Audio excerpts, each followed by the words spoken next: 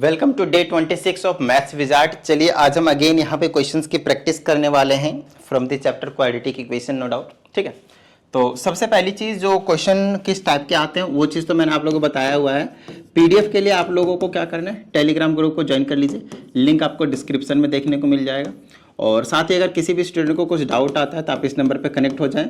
किसी भी स्टूडेंट को नहीं समझ में आता है यूट्यूब के वीडियोस को देखने के बाद तो आप पर्सनल ऑनलाइन क्लास भी ले सकते हैं, उसके लिए आप इंक्वायरी इसी नंबर पे करें। क्वेश्चन आपके पास फिर भी आप देख लीजिए इस टाइप के जो है वो देखने को मिलता है और इस टाइप के क्वेश्चन काफ़ी ज़्यादा इंपॉर्टेंट हो जाते हैं। इसमें कोई डाउट वाली बात नहीं है कि ऑलरेडी जो स्टार्टिंग के 3 वीडियोज़ दिए थे आप लोगों को, उन्हीं से आप लोग का जो काम है वो बन जाने वाला है। बट फिर भी अगर पेपर मुश्किल बनाया जाए तो ये चौथी वीडियो और 5वीं वीडियो आप लोगों को देखना कंपलसरी हो जाता है। ठीक है, तो हमें तो हर टाइप के पेपर के लिए तैयार रहना पड़ेगा ना, इसीलिए चलो भाई। जैसे कि ये है, इसमें हमसे पहले बता रखा है कि इक्वेशन क्या ना इक्वल रूट्स है। क्या है? Equal roots. और इक्वल रूट्स का मतलब होता है डी की वैल्यू ना 0 होती है और डी का फॉर्मूला होता है b² - 4ac = 0 इक्वल टू 0 यहाँ से लिया है। वैसे b² - 4ac आपके पास d का फॉर्मूला होता है। d is nothing but here discriminant which tells us about the nature of the roots, की रूट्स का नेचर क्या होगा, इक्वल होंगे या फिर डिफरेंट होंगे या फिर होंगे ही नहीं, है ना, इस टाइप की चीजें। ठीक है, चलो अब जैसे कि यहाँ से ए बी सी की वैल्यू निकालना आना चाहिए। पहली चीज देखना आपके पास कि वो स्टैंडर्ड फॉर्म में है या नहीं। स्टैंडर्ड फॉर्म में होगा तो पहले एक्स वाली टर्म x² वाली टर्म होगी, फिर x वाली टर्म होगी और फिर आपके पास कांस्टेंट नंबर वाली टर्म होगी। तो यहाँ पे साफ साफ देख रहे हैं कि है वैसा ही कुछ, स्क्वायर वाली फिर x वाली फिर कांस्टेंट नंबर वाली। तो x² के साथ आप इसको कंपेयर करेंगे इसके साथ ax² + bx + c के साथ। x² का कोफिशिएंट a तो a की वैल्यू 9 हो गई, यहाँ पे लिखेंगे आप a की वैल्यू 9 है, फिर लिखेंगे b की वैल्यू k है और c की वैल्यू आपके पास 1 है। ये मत बोल देना कि यहाँ पे नंबर नहीं है तो 1 है, नहीं रे भाई ऐसा नहीं है, k है तो k कुछ नंबर है। ठीक है, चलो अब यहाँ पे सब्सटीट्यूट कर दो भाई।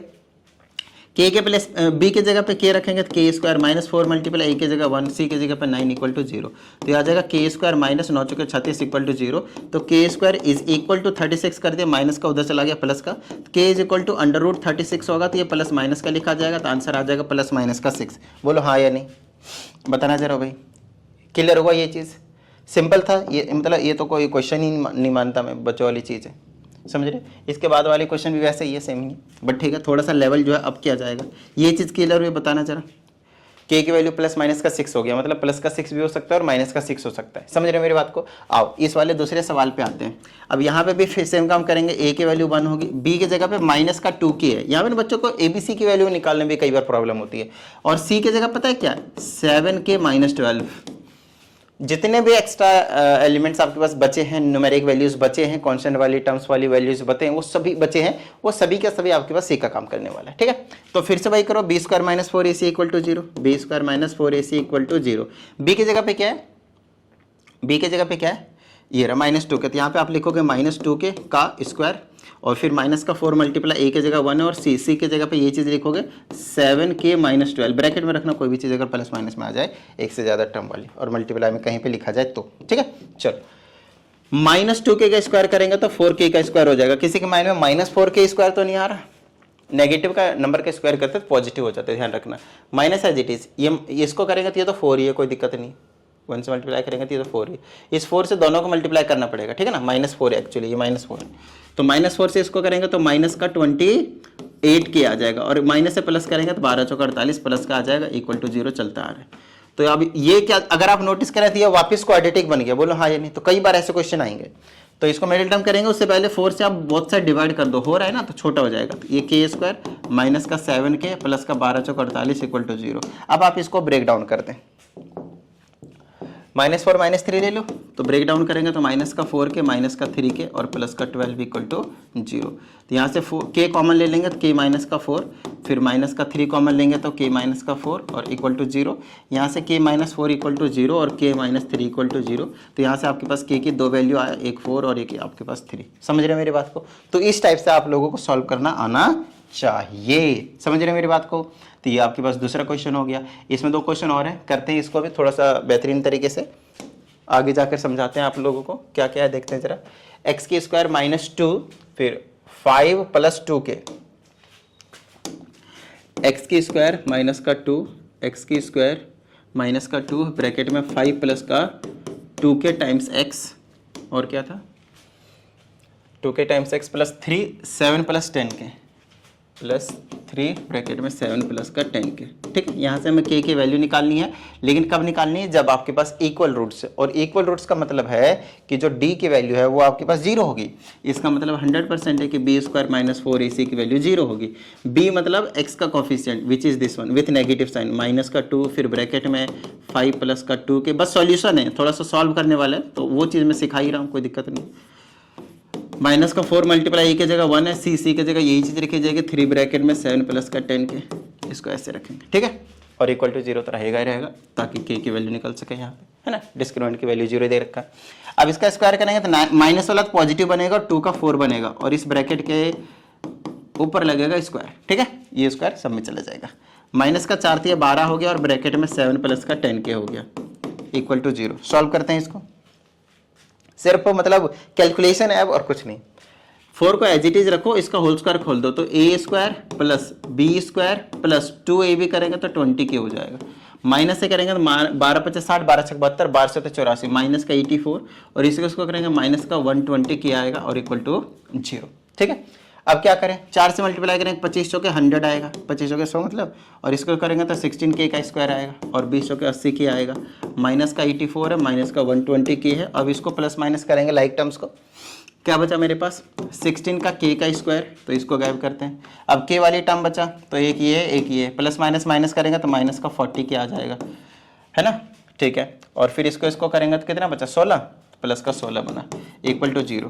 सभी टर्म्स कैंसिल आउट तो हो ही रहे हैं 4 से, तो 4 से कैंसिल कर दे। 8 से भी हो रहा है वैसे, 8 से करो, दो बहुत सा है ना, 8 से डिवाइड कर दो, तो ये हो जाएगा 2k का स्क्वायर माइनस का 5k, और यहाँ से प्लस का 2 इक्वल टू 0। अब इसको तोड़ देते हैं, ये आ जाएगा 2k का स्क्वायर माइनस का 4k माइनस का 1k, और प्लस का 2 इक्वल टू 0। समझ रहे हैं मेरी बात को? तो यहाँ से 2k कॉमन ले लेंगे तो k माइनस का 2 बनेगा, और यहाँ पे माइनस का 1 कॉमन लेना पड़ेगा तो k माइनस का 2 बनेगा, इक्वल टू 0। तो यहाँ से k माइनस 2 इक्वल टू 0, और यहाँ से 2k माइनस 1 इक्वल टू 0। तो k की वैल्यू यहाँ से हमारे पास 2 निकल कर आ गए, एक k की वैल्यू आपके पास 2 आया, और एक आपके पास 1/2 आया। आई होप आप सभी को समझ में आया होगा। समझ रहे हो मेरी बात को? ठीक है, चलो नेक्स्ट क्वेश्चन की बात करते हैं। जैसे 3kx की स्क्वायर है और 4 टाइम्स kx माइनस 1 है। 3kx की स्क्वायर है, 3kx की स्क्वायर है, और 4 टाइम्स kx माइनस 1 है। ऐसा ही कुछ था ना, एक बार चेक कर लेता हूँ। 3 k का स्क्वायर है, 3kx की स्क्वायर है, और 4 टाइम्स kx माइनस 1 है। 3kx की स्क्वायर है, 4 टाइम्स kx माइनस 1। चलो भाई, अब इसे हमें सॉल्व करना है। पहली चीज, ये इक्वेशन आपके पास स्टैंडर्ड फॉर्म में ही नहीं है, तो सबसे पहले हमारा काम होगा कि स्टैंडर्ड फॉर्म में लाएं। तो उसके लिए क्या कर सकते हैं? इसको तो एज इट इज रखूंगा मैं, जो कर सकता हूँ यहाँ पे ब्रैकेट हटाने के लिए मल्टीप्लाई करो, 12kx आएगा और माइनस का 4 आएगा, इनको अंदर ले आओ, तो ये आ जाएगा 3kx की स्क्वायर माइनस का 12kx, और ये प्लस का 4 इक्वल टू 0। अब ये फर्स्ट और सेकंड क्वेश्चन बन गया। अब ये वाला क्वेश्चन आप लोगों के लिए होमवर्क है, कमेंट बॉक्स में आपका इसका आंसर जो है k की वैल्यू बतानी। ठीक है, अब इस टाइप के भी क्वेश्चन आप लोगों को दिया जा सकता है, वैसे तो मतलब नहीं आया है PYQs में, बट फिर भी हम कर लेते हैं, और थोड़ा सा मतलब आउट ऑफ द बॉक्स जो है ना, सोचकर हम पहले से रखेंगे कि पेपर ऐसा भी बन सकता है, तब भी हम आराम से 80 आउट ऑफ स्कोर जो है वो कर लेंगे। ठीक है, चलो, तो हमें प्रूफ करना है कि ये जो इक्वेशन है उसके पास रियल और डिस्टिंक्ट रूट्स हैं, है ना, और x की वैल्यू कुछ भी हो सकता है, एनी रियल वैल्यू। तो रियल एंड डिस्टिंक्ट रूट कब होता है? जब d की वैल्यू क्या है? ग्रेटर। इसका मतलब जो हमें प्रूव करना है, टू प्रूव, वो ये प्रूव करना है कि जो डिस्क्रिमिनेंट की वैल्यू है वो ग्रेटर देन 0 है। मतलब हम निकालेंगे d, जो कि आएगा, फॉर्मूला होता है b स्क्वायर माइनस 4ac।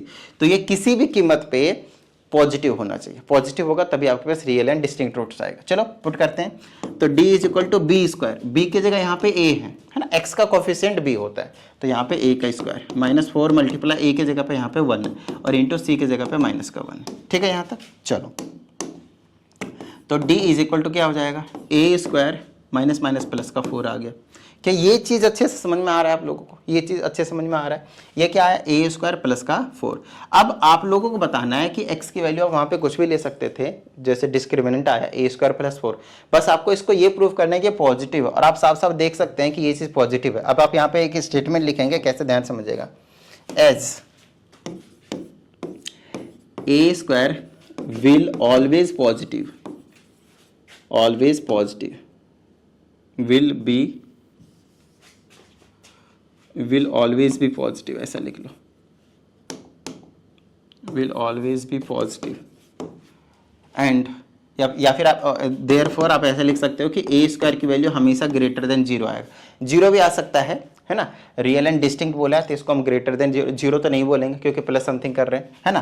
तो अब इसको मैं अगर मैं प्लस का 4 कर दूं, प्लस का 4 कर दूं बोथ साइड, तो ए स्क्वायर प्लस का 4 करूंगा तो ग्रेटर देन क्या आ जाएगा आपके पास 0, मतलब ए स्क्वायर प्लस 4, सॉरी यहाँ पे 4 आएगा, बोथ साइड प्लस 4 किया है, तो ए स्क्वायर प्लस 4 की वैल्यू हमेशा क्या आएगी, ग्रेटर देन 4 आएगी। बोलो हाँ या नहीं, ग्रेटर देन 4 आएगी। वो कभी भी, चलो यहाँ अगर आप 0 भी रखते हैं, क्योंकि ए स्क्वायर की जगह क्या, ए स्क्वायर की जगह 0 भी रख सकते, कोई दिक्कत नहीं, तो 0 रखोगे 0 आ जाएगा। लेकिन उसके बाद देखेंगे तो ये वैल्यू अगर मैं प्लस 4 करता हूं तो हमेशा ग्रेटर देन इक्वल टू 4 आएगा, मतलब कभी भी ये क्या होगा आपके पास 4 से वैल्यू कम देगा ही नहीं, 4 या फिर उससे ग्रेटर आएगी, which is positive, which is क्या आपके पास पॉजिटिव। तो यहां से आपके पास प्रूव हो गया कि हमारे पास जो डिस्क्रिमिनेंट है वो पॉजिटिव आ रहा है। और जब भी कभी डिस्क्रिमिनेंट पॉजिटिव होता है तो आपके पास रियल एंड डिस्टिंक्ट रूट आप लोगों को देखने को मिलता है। आई होप इस टाइप के क्वेश्चंस भी आप लोगों को बेहतरीन तरीके से क्लियर हो गए होंगे। और भी हम बहुत सारे क्वेश्चनों की प्रैक्टिस आगे करेंगे, लेकिन अभी के लिए इस चैप्टर को यहीं पे देते हैं हम पूर्ण विराम, और यहाँ पे इस चैप्टर को कर दो बिल्कुल लॉक। उसके बाद हम नेक्स्ट, जो कि अगला चैप्टर अगेन क्वाड्रेटिक इक्वेशन का ही एप्लीकेशन है, जो कि हद से ज्यादा इंपॉर्टेंट है। समझ रहे हो मेरी बात को? तो चलिए मिलते हैं अगले सेशन में नेक्स्ट क्वाड्रेटिक इक्वेशन के एप्लीकेशन यूजेस स्टेटमेंट वाले क्वेश्चन के साथ। प्रैक्टिस करते रहिएगा। जय हिंद।